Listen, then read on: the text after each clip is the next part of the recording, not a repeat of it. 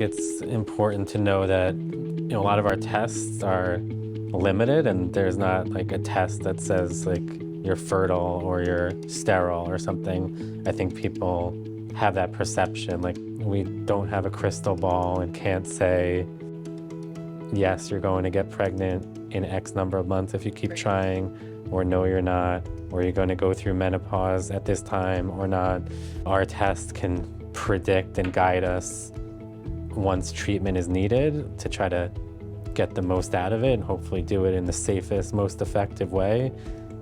And each couple kind of has to think about, their priorities and their timeline and their kind of overall family planning goals. And hopefully that's where the discussions with the doctor or nurse help them, find the path that's right for them. Sometimes it's very clear cut. There are some things that we find that, lead to a specific treatment path. If a woman's fallopian tubes have been removed or blocked, Right.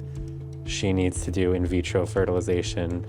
If a guy's sperm counts are very, very low, most likely he's going to need to do intracytoplasmic sperm injection, ICSI, or if there's like a blockage, maybe even a testicular sperm extraction, and that means his partner, if it's a female partner, is going to have to do stimulation for egg retrieval. So if they want to genetically test embryos, if they both carry some recessive condition and they don't want to risk that naturally, like they're going to have to do IVF with pre-implantation genetic testing.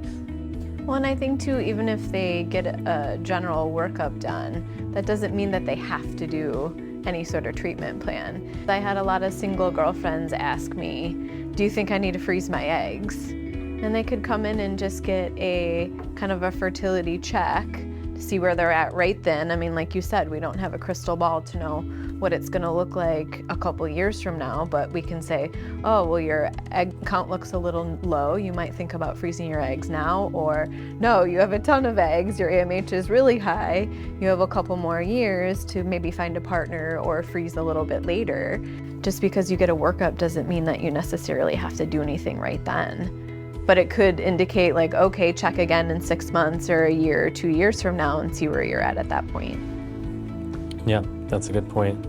Information, is helpful as long as you know what you're looking for and someone is there to explain and tell you the limitations.